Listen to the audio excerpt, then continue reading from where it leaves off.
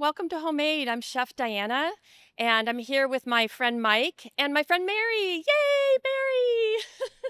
Hello, Welcome. hello. Hi. I like having friends up here. This is fun. We've been having some technical difficulties, so a little extra on the set today. Hey, Hey, that's all right. yeah, I would actually love to know how to use this recipe. It has been tested in our studio, and I have not yet had a bite, so it's time. it's so good, and I'm super happy to be here and on Earth Day and representing our partner Joyfully Grown from Chelan, Washington. I'm a huge fan.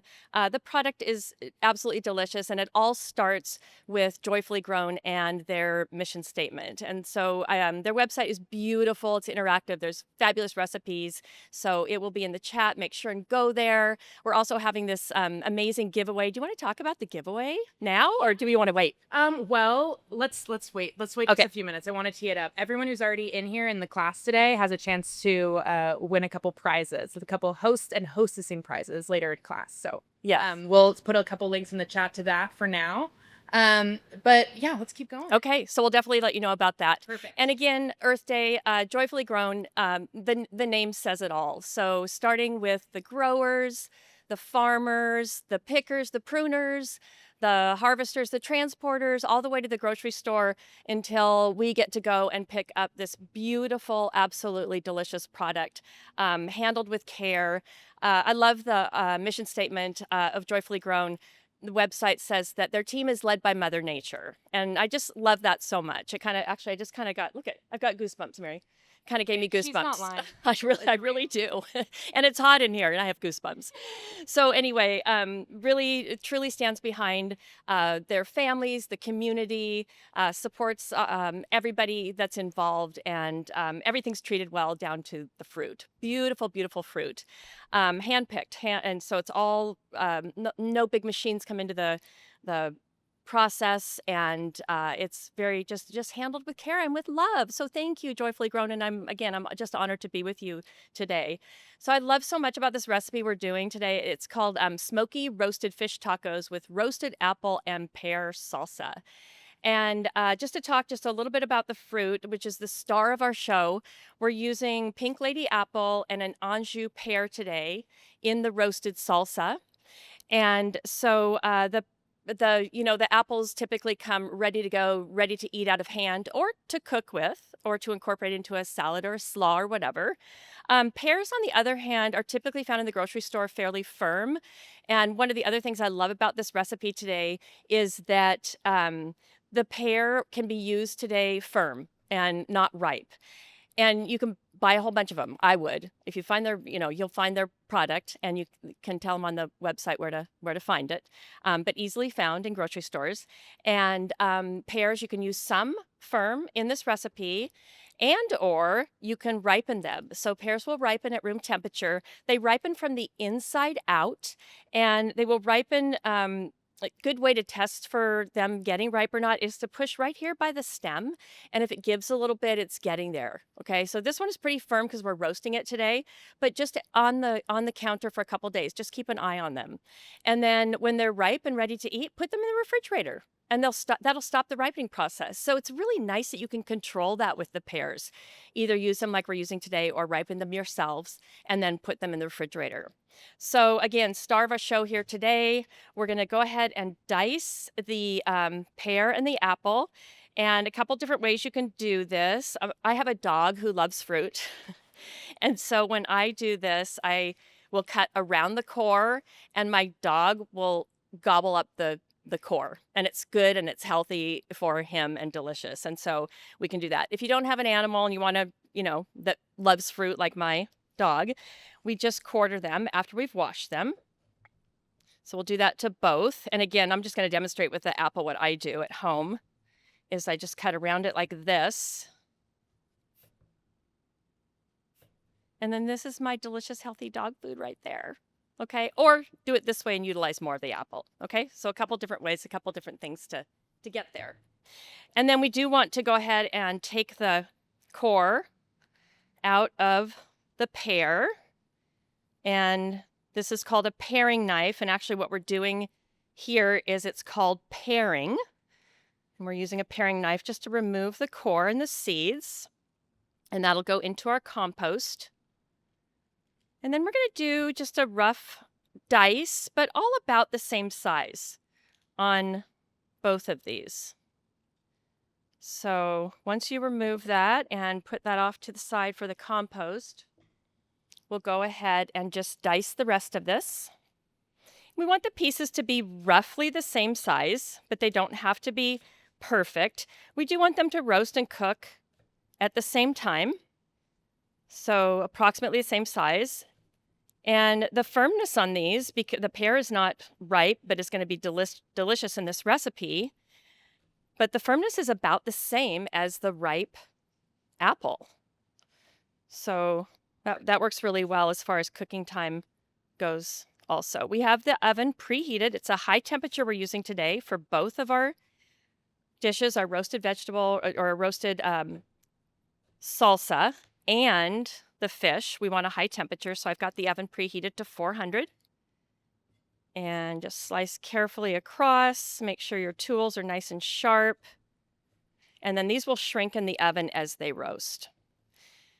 We're going to toss them, as soon as I have them all diced up, into a little bit of olive oil and some really wonderful, savory, smoky, sweet, salty spices. And that's another thing that I just love about this recipe. I love the flavors. I love the textures. I love the flavors. The flavors are, as I just mentioned, sweet, smoky, salty. So we have this delicious savory dish that has all of those other layers of flavor added to it. And then lots and lots of texture. And you could definitely double this recipe if you wanted. Easily done, because it keeps for a long time, stored in an airtight container in the refrigerator. It'll keep for a long time. And I mean, I would say at least a week to 10 days in the refrigerator. And use it for chips and salsa, as a salsa, just like you would with a corn chip. Or we did a flank steak taco the other night and used it on top of that, and that was really, really good too. So grilled the meat outside. How we doing, Mary? Yeah, are you here? So glad you asked. We have a couple questions. From Oh, the yeah, I chat. think it was you over there going like I this. know it was that was me. So I saw it out of the corner of my eye. Go So ahead. I'm everyone's friendly chat moderator today. But as you can see, we're assisted here by our friend Mike. Thank you so much for joining us. So a couple questions from the chat. 2 questions I actually had myself. Why apples and pear for our first question? Why apples and pear? Why not? Okay, Sorry. question Sorry. I mean, really. I tested it. They're so good. And it's just a nice combination. Yeah, and they bring out the differences in each other, which I really Yeah. enjoy. And they cook at the same time. That's Yeah, really that's easy. pretty You're not having to add one and then add the other. so true. But we are going to throw some jalapeno in here too, because I know you like that too. I am scared, but excited. And the second question for this part of the recipe, what other proteins could we sub? Oh, so many. Instead of fish, we're using a really beautiful Pacific cod today. You could use, I used flank steak the other night. Definitely a non-meat, if you wanted to use not an animal product. I love tofu. I never get tired of tofu. I think it's very neutral. It absorbs a lot of the flavors. I never get tired of it. I think tofu would be good, or a plant-based protein. Oh, yeah. And- Cabbage yeah. steak has been very popular in the homemade Yeah. kitchen lately. It's one of Chef Joel's favorites, and we use it all the time, and I'm eyeing the cabbage here now, so Yeah. that would also be delicious. Okay, chat mod out. Cauliflower Keep steak. chatting in the chat. So this is a humongous jalapeno. It's really big. So the recipe calls for 1 jalapeno. They vary in sizes. I'm going to use about half of this jalapeno. We do like things a little spicy around here at Homemade. But that's a pretty big jalapeno. You could also wear gloves if you had any little nicks or cuts on your hands. Sometimes the jalapeno oils will hurt you if you do. And also sometimes people just like to wear gloves when they are cutting hot chili peppers, because even if you wash your hands afterwards, which you probably would, I mean, most people would, but sometimes you inadvertently rub your eye or something. If you have those jalapeno oils on there, that can be really painful. So wearing gloves, which I know I've talked about this before in homemade classes probably numerous times, but I have gloves in my home now post-COVID all the time because we had them during COVID. And so pre-COVID, I didn't have gloves around all the time, but sometimes I like to use them if I'm handling like the fish today and I don't want that fishy, it's not bad fishy, but it's a fish. I don't want that on my hands. Or for hot chili peppers or other things. Sometimes we're cutting beets and we don't want to stain our hands. That's a good time to maybe use a pair of gloves. So if you have them around, it's always an option for numerous reasons. So I'm cutting these a little bit larger than I typically would if I was putting them into a raw salsa because we are going to roast them, the jalapenos. So they're going to shrink up. They're going to get a little sweet almost as they're roasting. So I'm not too nervous about them being too like big chunks of hot jalapeno in our dish today.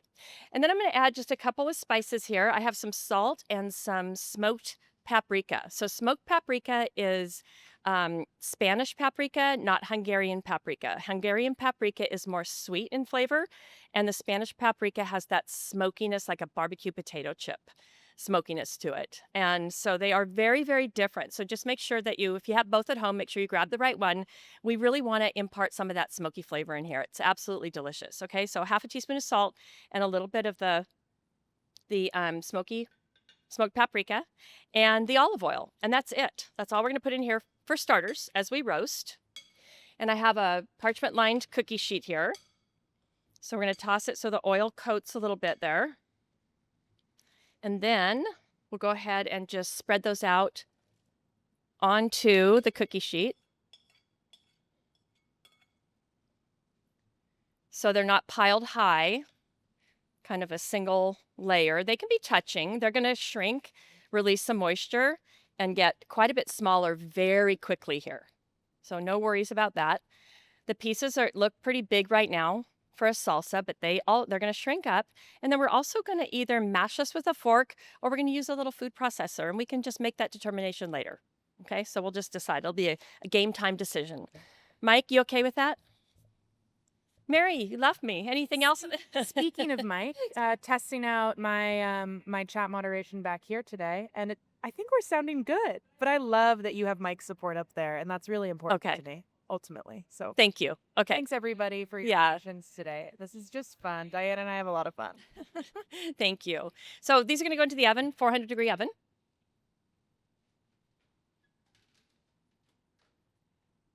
And then the next thing we're going to do is we're going to start preparing the fish. So, Richard, I'm going to stay on this cutting board for the sound, if that's okay with you. Fabulous camera person here chasing me around the kitchen. I have to stay here today. I was like joking earlier, like maybe we should bungee me here. Do you have any twine or anything? So usually when we're working in a kitchen, especially me, I'm like running around a million places. So I'm going to try and stay put right here with you and Mike. So the fish we have, again, I've got the gloves here if I wanted to put on the gloves, and I am going to put on the gloves today so that I don't have to run over to the sink and wash my hands after this, and that's why I'm using them today. And I also have a paper towel that's dry. I cut this beautiful Pacific cod into 3 even pieces here. It's a white, lean fish that really pairs really well with this delicious fruit that's going to be roasted and kind of caramely and smoky. And then the really lean white fish, which will flake later on with the seasonings on it. Oh my gosh, it's such a good flavor profile. So in order to get those seasonings to stick to the fish, we want to take a paper towel and just blot it. And this is a beautiful fresh cod. It doesn't have a lot of moisture.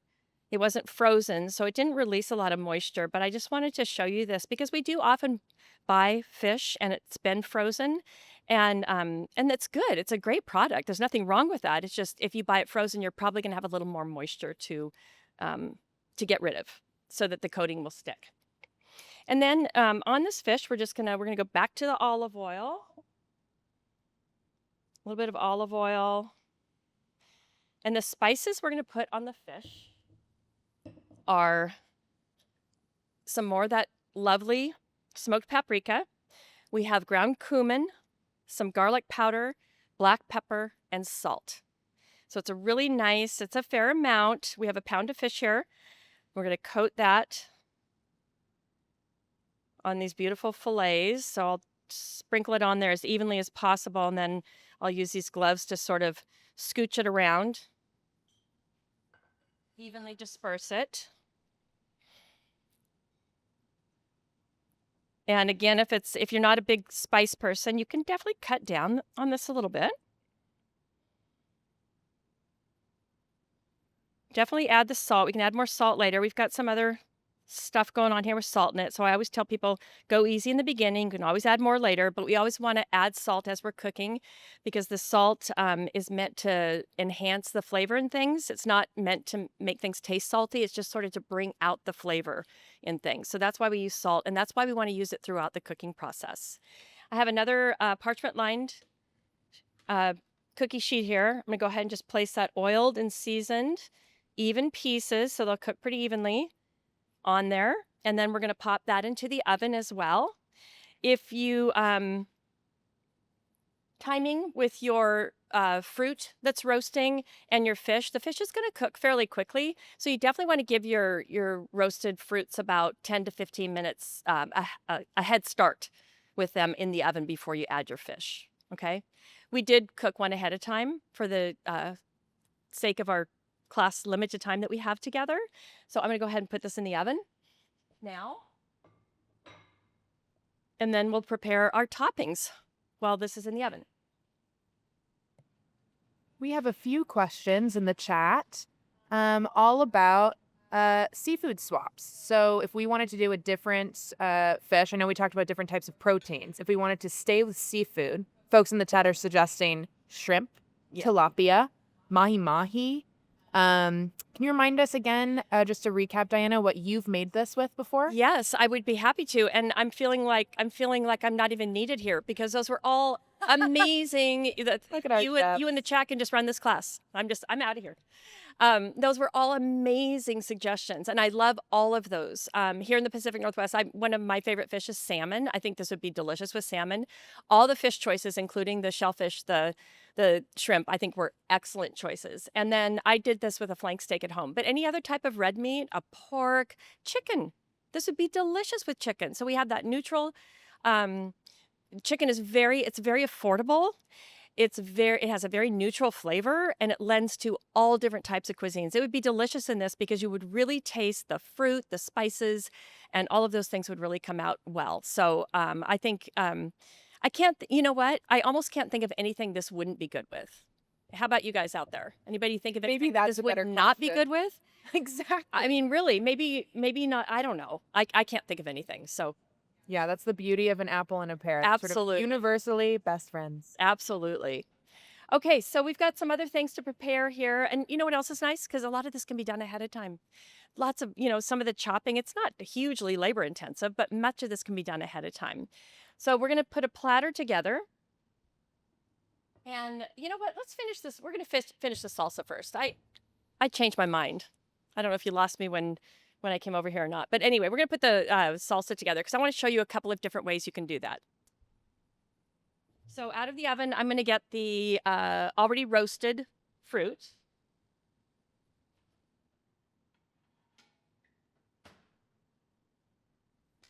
This pan's just a little bit warm, but it's not too hot. So this is what we're looking for. We're looking for this wonderful caramelization. And I used the same amount of fruit earlier. So that pan, if you remember how full it was a single layer, but it was very, very full, and the dice was much bigger. This is how much moisture we've lost. And so everything shrinks, it becomes smaller, therefore it becomes more flavorful. So we get this caramelization, a lot of the water has evaporated, and we get this lovely, lovely flavor with all those seasonings on there. Okay, so we're gonna go ahead and let's use the food processor today. So we love this little mini cordless food processor here that we use often at Homemade. If you would like to just take a fork and put this in a bowl while these are warm, they will smash up very, very easily. Okay, we want some texture. So they're just, I could totally, another 2 minutes and I'd be done here smashing that up, especially if they were in a bowl. So they were a little tighter in proximity to each other. I could do that very, very quickly. But we have the food processor here today. So we'll just go ahead and use it, and it'll do a little quicker job. And we also want to control the food processor so we don't make a paste. We're not making, an apple pear sauce today. We're making a salsa, so we want some texture. So a salsa can be cooked. Sometimes it's fresh. We know a fresh salsa very well, but it can be cooked, as today's is. but we definitely, in any type of a salsa, we definitely want some texture. These are warm and they've been cooked for a while, so we really want to control the food processor and not over process it. So we're not, we don't make it too fine. So we'll go ahead and turn this on and just keep a real close eye on it, pulse it. And that does real quick work there, this machine. And we're going to put that into the bowl and add a couple more things. This whole entire salsa recipe could and actually almost should be done ahead of time because the flavors will actually get better as it sits. So most things, sauces, dressings, marinades, things like that, if you can make them ahead of time and let them sit for a day or two, the flavors typically get a little bit better. So texture into the bowl. Then we're just going to add a couple more things here. We're going to add some fresh lime juice. Put that off to the side for now. So we'll roll this lime around a little bit to break up the pulp inside to make it get a little more juice out of it.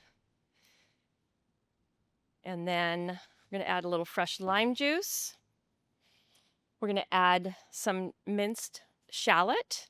So we're using shallot today, which is from the onion family. You could, and I'm just using a piece of it because, again, it was big, like the jalapeno was really big. You could use red onion. You could use a green onion, or if you weren't a real fan of all this onion, you could skip this. But a shallot is really, really delicious in here.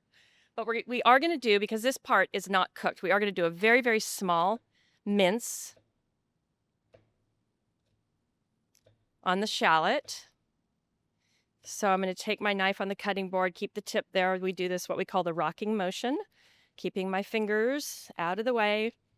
One of my goals is if I start a class with 10 fingers, I like to finish the class with the same number. When I taught culinary arts for 30 years, that was one of the things I first told my students. Hold up your hands. How many do you have? Okay, when you finish the term, I want you to have the same number, please. That's my goal. So we're going to put the shallot in there. And we also have this fun optional ingredient, which is Aleppo pepper. And it's a little bit like a crushed red pepper, kind of the same. But it has a little more of a smoky flavor to it than the crushed red pepper. It looks really similar. It's called Aleppo, available in most grocery stores in the spice aisle. And it's got just a little more complexity to it than just a crushed red pepper. It's really good on pizza, like you'd use a red pepper on pizza. So I'm going to let's put it all in there. Why not, right? And then that lime juice. And we're going to toss that around and we're just going to let that sit while we finish everything else. How you doing, Mary? Amazing. Good. Asking everyone for different salsa recommendations. We've got a mango salsa people make at home. I love mango salsa. Steph makes a homemade pico de gallo, which I think is amazing. And we love a mango pineapple. Just salsa can be anything. It can be anything. And this is something that I had never thought of before, apple and pear. And to roast them down with some spices. What salsa means in Spanish, right? Isn't it just sauce? It's just sauce. And right? I love a sauce. And then we'll just stir that around. That's going to go on top of our fish.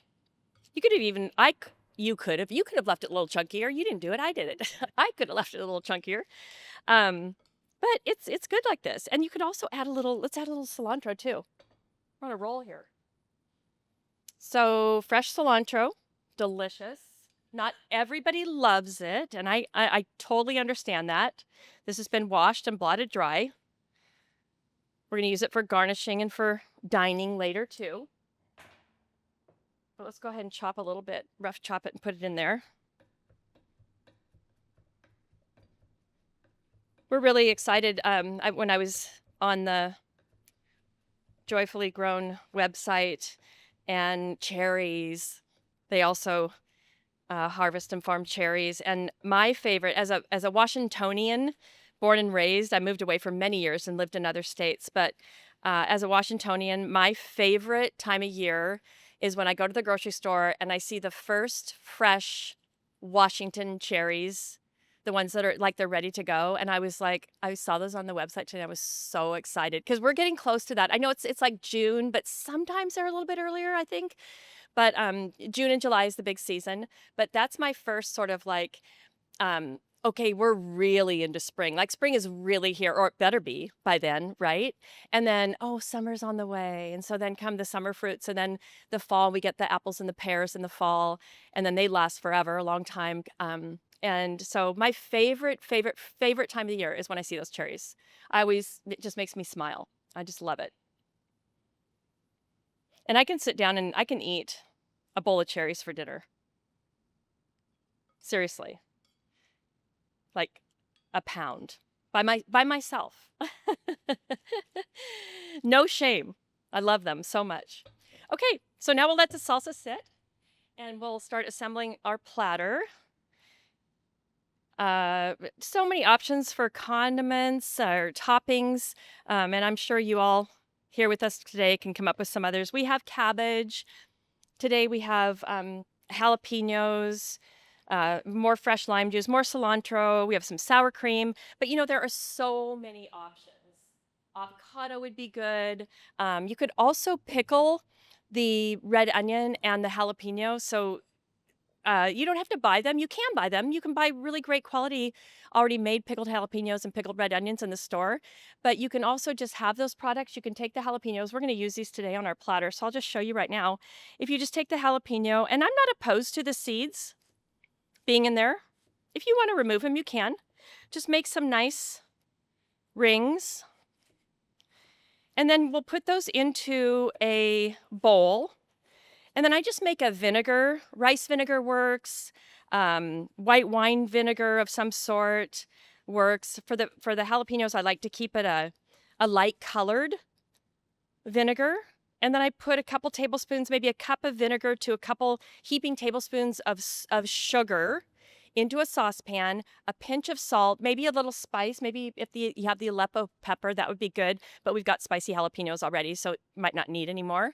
And you just simmer that liquid. So the vinegar and the sugar, a pinch of salt, and you just bring that to a simmer until the sugar melts, and then put that on top of your jalapenos and just let them sit. Or your red onions. You do the same thing with the red onions and just let it sit in there. And you've got your own homemade pickled jalapenos or red onions. And they're so really delicious on a dish like we're making today. Again, we've got that sweet, salty, and then we introduce that vinegar to that with everything else that's going on. So there's quite a bit going on in this dish. It's an easy one to make, but there's a lot going on. So let's take a peek at the fish. See how that's doing.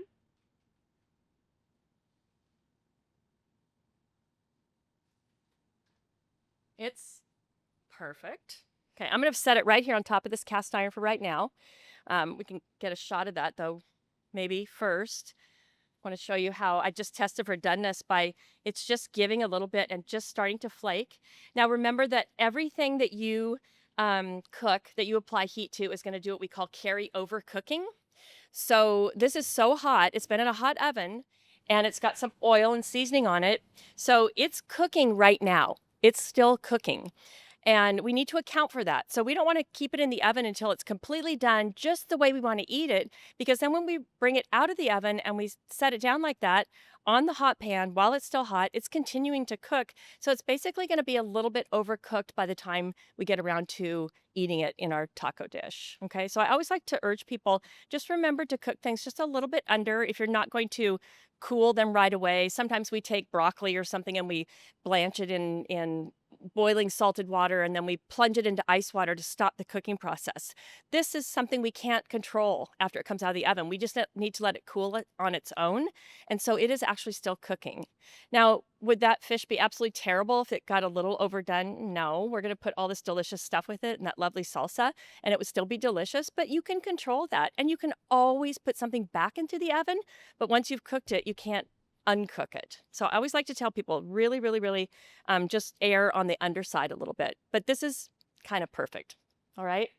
So let me know if you need anything, Mary. I'm going to start assembling the platter. You mean need anything other than this fish. Okay. It looks We're close. amazing. We're close. I was feeling a little cheeky in the chat, and I did ask everyone to tell me if they were team cilantro or not. Yeah. Mostly because I love to know. I just love to know where it shakes out.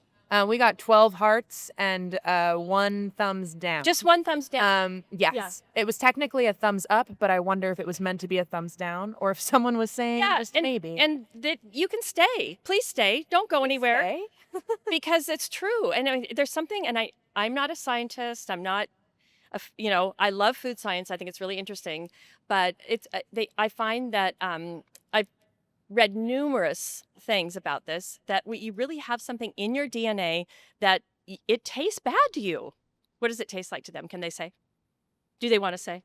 I've heard sweaty socks. Oh yeah, if cilantro isn't your favorite, please do throw it in the chat right now. What it does taste like to you, and get creative. I've heard a lot of soap, and I've even heard different soap brands. I've heard soap too. Yeah. I've heard sweaty, not just sweaty socks, but like sweaty gym socks. Sweaty gym socks is so terrible. That's so funny. Anyway, cilantro is a key ingredient in this dish that Diana and I both love, so we're clearly team cilantro. Okay, so a chiffonade of cabbage. We're going to add some fresh crunch here. And just paying attention there, just keeping an eye on me, Mike. Make sure I don't hurt myself here. And then we have the jalapeños, which not everybody's going to want to eat them raw like that. My daughter would. I would probably cut them in half and eat them. Mary would. Mary's a spicy girl. Right? You like spice, you told me. I do. I'm trying to train myself to be better, so it's more like I like it, but does it like my body? Oh, No. yeah. But I am excited. Yeah. I can't wait to take a bite. And then, So- how about we need some limes? And Diana, while we're still playing on this, a quick question from Kristen in the chat. She's asking, so her fish and apples aren't ready at this point at all. Do you have any tips for how to maybe set your oven settings to some place you might want it to be, or any tips for checking when this might be done? Okay, so just a little clarity. Sorry, a little clarity. So the fish is done, but the roasted vegetables are not. The fish and apples are not ready. Meaning, like, maybe they're not soft enough and maybe the fish is still raw. Do you have any techniques for that? All of our ovens work differently. I would just crank the oven up and keep a close eye on it. Mm-hmm. But you're trying to time them so that I'd definitely rather have the salsa sit for sure than the fish. So that's kind of how we want to time things. Maybe I didn't answer that. Am I getting it, Mary? No, I think that's great. Is that okay? I think that's great. Yeah. Always keep an eye on it and always double check. Like, we're human beings making this stuff in our houses. It's always good to check. Yeah, and crank Great the oven question, up, Kristen. be careful. Keep an eye on it, because if you crank the oven up, it's going to probably go really quick. And especially, I'm curious if she's using a cod or not. I will ask her. So what I also want to do is take a little bit of lemon and squeeze it over the fish while the fish is still hot.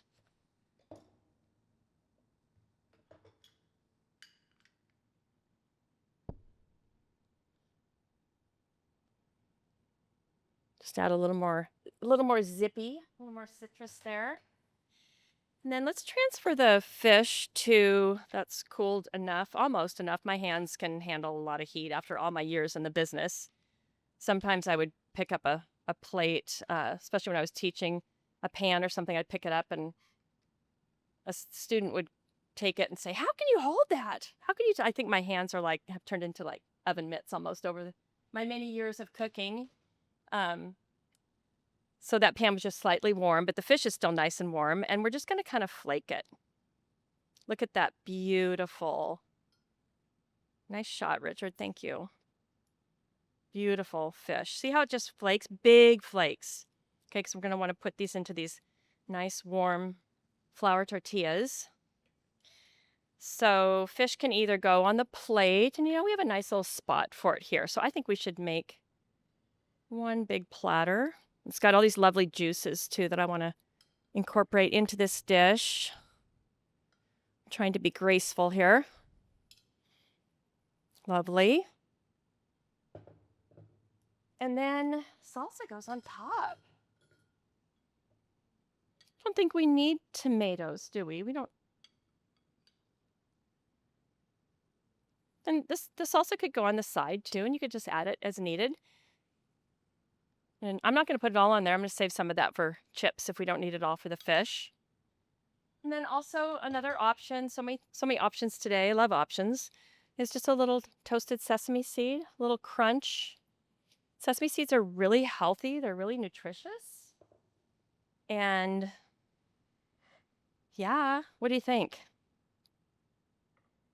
So good. I think that looks incredible. I love I can't wait for the bite. I can't wait for the bite. I always feel kind of foolish even calling this a job. It's like, what?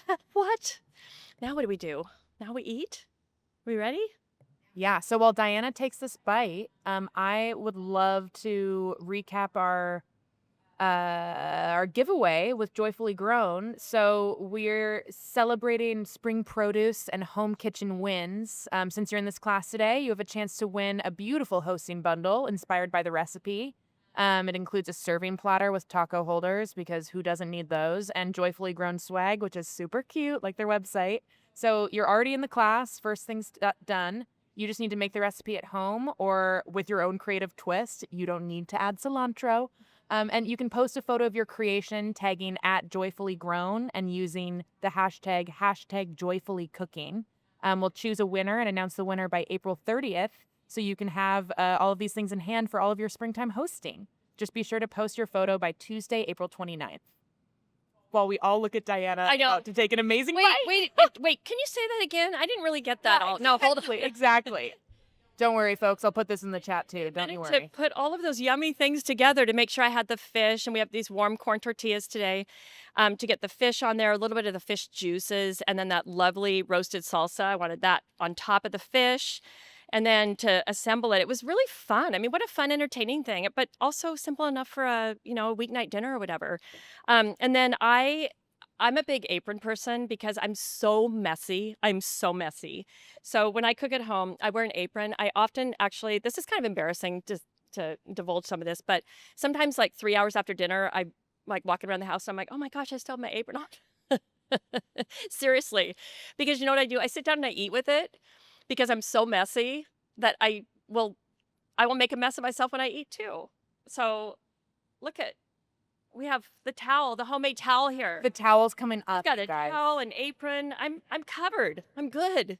So I am going to take a bite, but I wanted to tell you about our next class we're having. In our next class, Easy Breezy Brunch. And the date for that is May 1st, I think. Oh, and that's really exciting because that's something new, right? That's going to be our May 1st is our first YouTube live class. So that is our first YouTube live class. So okay, talk about it. Still, So, oh my God, what a bite. So we will be moving some of our homemade classes to YouTube live for an easier, more seamless viewing experience. We won't always see Mike, but we will miss him. Mike the Mike, not any mics that are in the chat today. And we will be, doing that starting May 1st. But you can still find all of our classes on demand, and all of this information will also be on our website and in emails. Fear not, you won't be left behind. And yes, Vanessa in the chat, you can rewatch this. So we'll make sure to have this up today. And Diana, tell us about this bite. Okay, it's so good. Well, first of all, I dripped on myself, and I did not do that on purpose. I mean, that's just what I do. That's just what I do. So I'm glad I was covered fully, double covered. It is, you know what I describe this as? It's like feel-good food. And I like feel-good food, but I don't want to feel deprived. I feel like a queen right now eating this. Oh my gosh, it's sweet. The salsa's like perfect sweetness with that smoky little spice, little kick with that. The lean fish roasted perfectly, still warm. It's really, really, really good. So I hope you all make it if you haven't. And I'm sure we've got somebody, sorry, Mike, we've got somebody who's really close to sitting down and eating it. I know you'll enjoy it. And then play with it. Play with these components. Use the salsa on different things. It has so many great uses. And thank you. We love partnering with you, Joyfully Grown. Can't wait for cherries. But in the meantime, I'll have to eat these delicious pears and apples. So thank you so much, everybody. Eat well, be well. Thanks. See you later. Bye. Thanks, everybody.